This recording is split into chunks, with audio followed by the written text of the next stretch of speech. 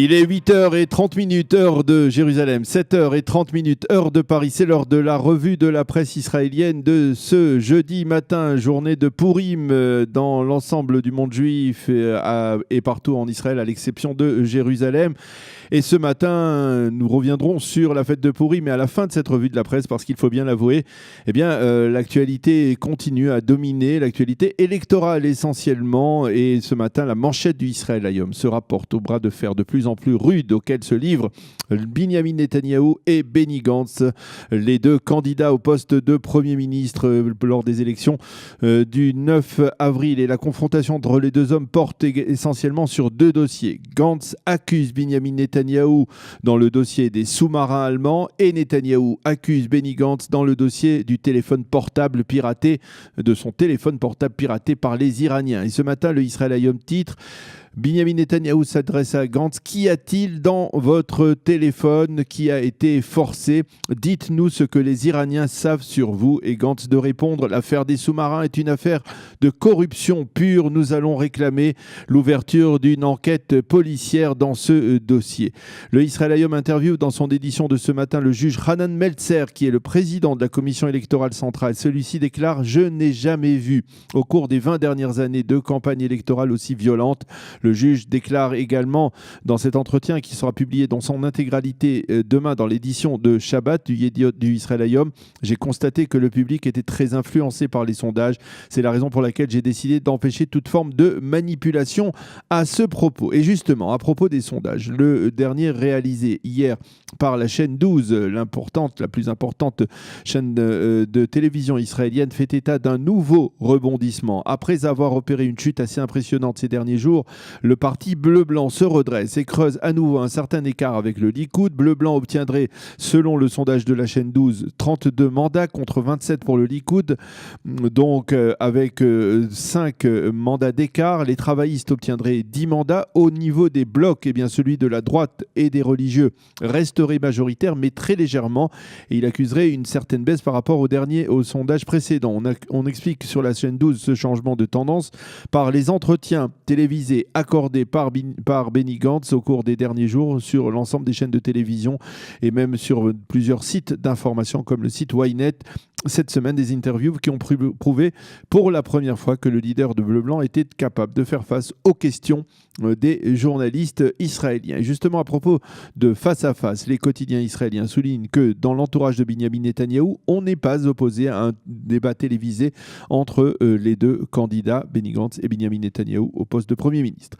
Les quotidiens israéliens rappellent également que c'est lundi que le Premier ministre israélien sera reçu à la Maison-Blanche à Washington par le président américain Donald Trump. La rencontre aura lieu une heure à peine après le discours que doit prononcer Benny Gantz devant la convention annuelle du AIPAC, une convention dont Binyamin Netanyahou sera également l'invité d'honneur. Et l'on considère qu'il ne s'agit pas là d'un hasard. Le président américain, qui officiellement ne doit pas s'immiscer dans la campagne électorale, ne manquera pas, à l'issue de sa rencontre avec le Premier ministre israélien, de le couvrir d'éloges sur son leadership, comme il a déjà fait au cours des dernières semaines. Dans cette constellation, hier soir, la chaîne 12 et sa correspondante politique Dana White se sont également fait l'écho de rumeurs importantes, intéressantes, passionnantes même, sur une possible libération de Jonathan Pollard, l'espion juif américain, qui, vous le savez, a purgé 30 années de pénitencier américain pour avoir espionné au profit de l'État d'Israël et qui est en liberté surveillée ou assigné à résidence à New York jusqu'en novembre 2020.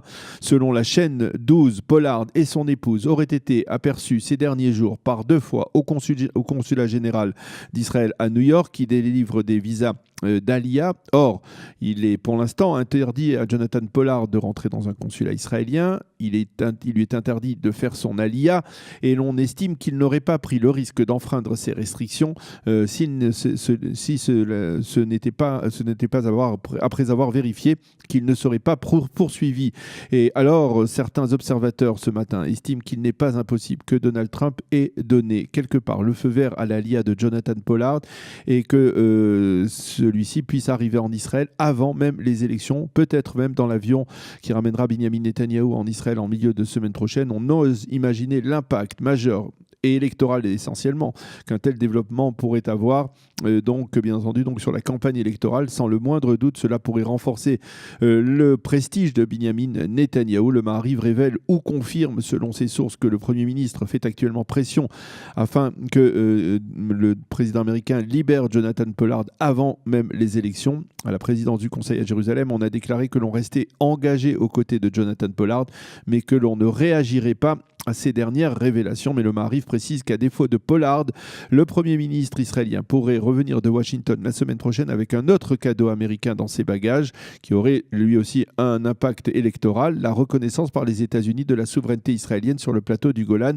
On en parle depuis plusieurs semaines. Il en aurait été question également hier lors de la rencontre à Jérusalem entre le secrétaire d'État américain Mike Pompeo et Binyamin Netanyahou. Le Yediot confirme que l'on envisage à la Maison-Blanche d'annoncer officiellement la décision américaine de reconnaître la souveraineté israélienne sur le plateau du Golan avant les élections du 9 avril. D'ailleurs, les quotidiens israéliens reviennent également sur la rencontre d'hier entre Binyamin Netanyahou et Mike Pompeo, au cours de laquelle il a été également question de la menace iranienne dans le sud de la Syrie et de la présentation apparente du fameux deal du siècle concernant le conflit israélo-palestinien par l'administration Trump au lendemain des élections. Mais la visite de Mike Pompeo à Jérusalem avait également un important volet économique et énergétique. Le Israël Hayom nous montre en effet une photo du sommet auquel M. Pompeo a participé hier à l'hôtel David Citadel à Jérusalem avec le président chypriote et le premier ministre grec, ainsi qu'avec Binyamin Netanyahou, un sommet au cours duquel il a été question de l'acheminement de gaz israélien vers l'Europe. Mike Pompeo a promis que les Américains participeraient au programme de construction du gazoduc qui doit acheminer cette énergie du gaz vers l'Europe. Le Yediot Aharonot lui consacre sa manchette ce matin à la volte-face stupéfiante du témoin à charge dans l'affaire des sous-marins, Miki Ganor. Celui-ci affirme qu'il n'a pas reçu de pression politique pour modifier son témoignage, mais il explique: ma démarche n'a rien à voir avec les derniers développements dans ce dossier. Je ne suis tout simplement plus prêt à être qualifié de traître. J'ai longtemps hésité et j'ai pris en compte qu'en me rétractant, je risquais de purger une lourde peine de prison, a avoué Ganor dans une déclaration. Mais derrière ce développement, le Yediot rajoute un titre qui pourrait aussi avoir un impact électoral. Le parquet envisage de transformer la vérification du rôle de Binyamin Netanyahou dans ce dossier en enquête judiciaire. Et dans le Haaretz, sous la plume d'Uri Misgav, on peut lire: le temps presse, il faut arriver très vite au portefeuille d'action officieux du Premier ministre, un portefeuille qui comptait apparemment jusqu'en 2010 des actions pour la compagnie qui fournissait en acier le consortium ThyssenKrupp, ce même consortium qui a produit les sous-marins allemands. Et nous terminerons, bien entendu, cette revue de la presse, comme promis, par quelques clichés de la fête de Purim que l'on célèbre aujourd'hui dans l'ensemble du territoire israélien, à l'exception de Jérusalem. Le Yediot Aharonot nous montre sur une double page des photos de la lecture de la Megillah à l'hôpital Wolfson, dans le sud de Tel Aviv, des chars du fameux Adloyada, le traditionnel carnaval de Purim qui se tiendra comme chaque année aujourd'hui à Holon, et avec en dehors des chars également des figurines, des figures de la campagne électorale comme celle d'Avi Gabay, de Benny Gantz et d'Ayelet Shaked. Et ce soir, ce sera Purim à Jérusalem, comme le mentionne en première page ce matin le Israël Hayom. C'est la fin de cette revue de la presse et des médias israéliens. On vous souhaite à nouveau de Jérusalem une bonne fête de Purim Sameach. C'est la fin de cette revue de la presse.